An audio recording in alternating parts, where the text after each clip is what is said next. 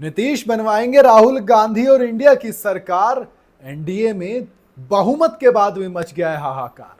भाई नीतीश सबके हैं, ये एक पोस्टर है जो सोशल मीडिया पर खूब वायरल हो रहा है। उसी के बदौलत लोग कह रहे हैं कि नीतीश कुमार अब राहुल गांधी की सरकार बनवाने वाले हैं। पर क्या यह संभव है? क्या ऐसा किया जा सकता है? ये भी एक सवाल है और इसी सवाल का जवाब मैं देने की कोशिश करूंगा। आप बताइएगा, आपके हिसाब से क्या ऐसा हो जाएगा? भाई नीतीश कुमार, कौन कहता है कि ये पलट नहीं सकते? इतिहास इस बात का पूरी तरह से गवाही देता है कि नीतीश कुमार पलटू राम के नाम से फेमस है। और कहते हैं ना, जब आपको मौका मिले, life gives you lemon, lemonade बनाइए और पी जाइए। नीतीश कुमार बहुत आसानी से और बहुत कुख्यात ऐसे नेता हैं जो कि लेमनेड पीने के लिए मशहूर हैं।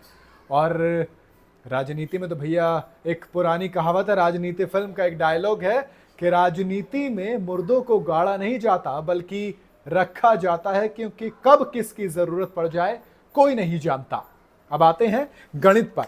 अंक गणित की बात माने तो जब ये वीडियो मैं रिकॉर्ड कर रहा हूं तो इस वक्त तक एनडीए यानी कि मोदी जी वाले गठबंधन के पास 292 सीटें हैं और इंडिया यानी कि राहुल गांधी ममता बनर्जी वाले गठबंधन के पास 235 सीटें हैं। अब आप कहेंगे कि इंडिया के अंदर सरकार बनाने के लिए 272 सीटें चाहिए होती हैं। तो भैया जब एनडीए के पास ऑलरेडी 20 सीटें ज्यादा हैं तो भैया काहे खेल बिगाड़ रहे हो? और कैसे हो सकता है कि इंडिया की सरकार बन जाए? 235 सीटें हैं ना। चलिए अब गणित लगाइए।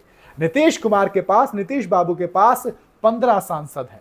15 सांसद का मतलब ये कि अगर नीतीश कुमार वो 15 सांसद एनडीए से लेकर इधर आते हैं तो इधर 15 सीटें कम हो जाएंगी। माने जो 292 हैं वो घटकर हो जाएंगे 277।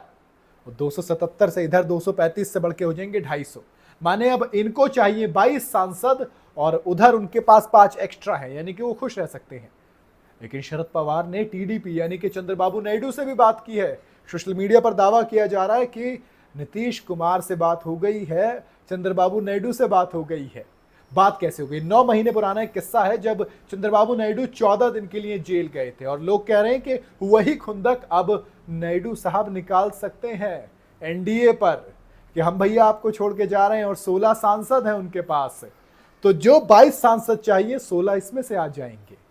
बची 6 की कहानी 20 अदर के पास है। तो अगर उसमें से 6 या फिर यूं कहूं कि 10 ओवैसी एक हो गए, गिन लीजिए, फिर इसके अलावा छोटे छोटे दल हो गए। तो ऐसे में अगर ये सांसद निकल कर आते हैं और संसद में इंडिया का समर्थन करते हैं तो इंडिया यानी कि राहुल गांधी वाला जो गठबंधन है, कांग्रेस वाला जो गठबंधन है, उसकी सरकार पूरी तरीके से बन सकती है। और क्लेम तो ये भी किया जा रहा है कि शरद पवार ने नीतीश बाबू को ऑफर कर दिया है डेप्यूटी प्राइम मिनिस्टर यानी कि उप प्रधानमंत्री का पद। इसका मतलब ये कि पूरा गणित जो सोशल मीडिया पर दावा किया जा रहा है वो सही है और पॉसिबल है। लेकिन दोस्त, हमें ये भी नहीं भूलना चाहिए कि ये बीजेपी है।